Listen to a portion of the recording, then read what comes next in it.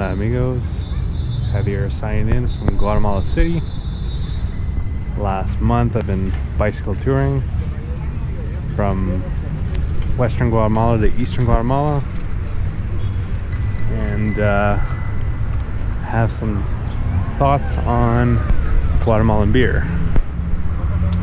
And here's probably a good place to check it out.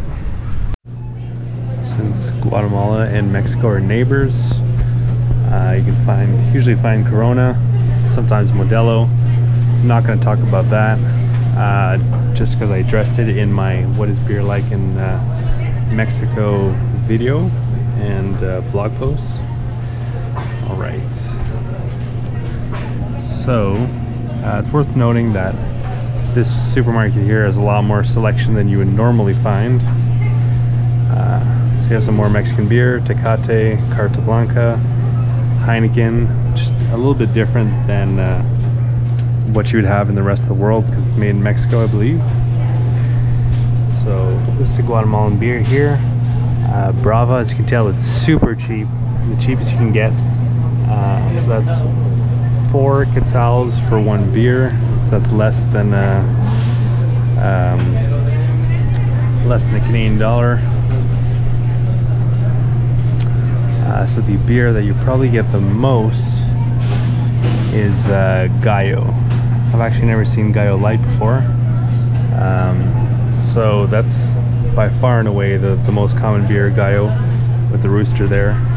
And I'm not really a fan. I find it to be like too kind of yeasty. There's some more of it here.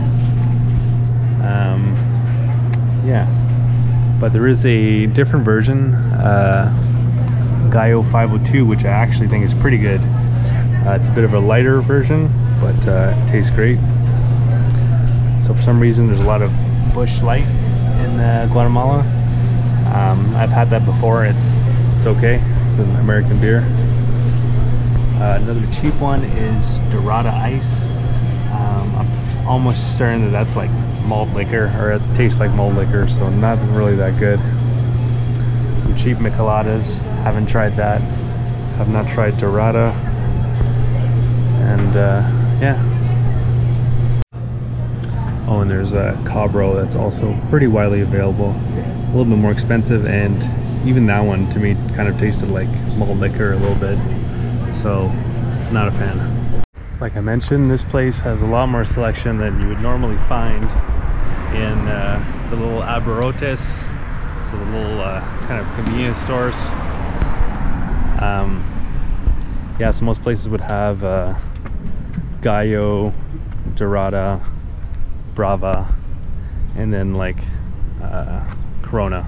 But the Corona will be like kind of expensive.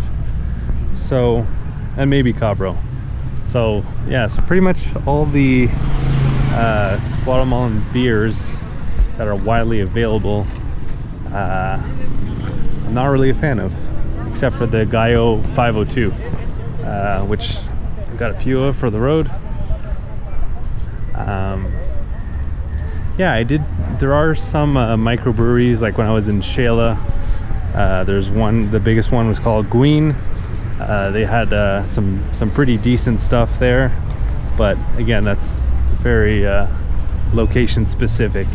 This video talks more about what's more widely available. And yes, the conclusion is that not really a fan of the widely available Guatemalan beers, especially not in comparison to Mexico, which most of them I really liked. So yeah, so that does it. If you're thinking of going to Guatemala, I have another video called Is Guatemala Safe to Travel? You can check that out.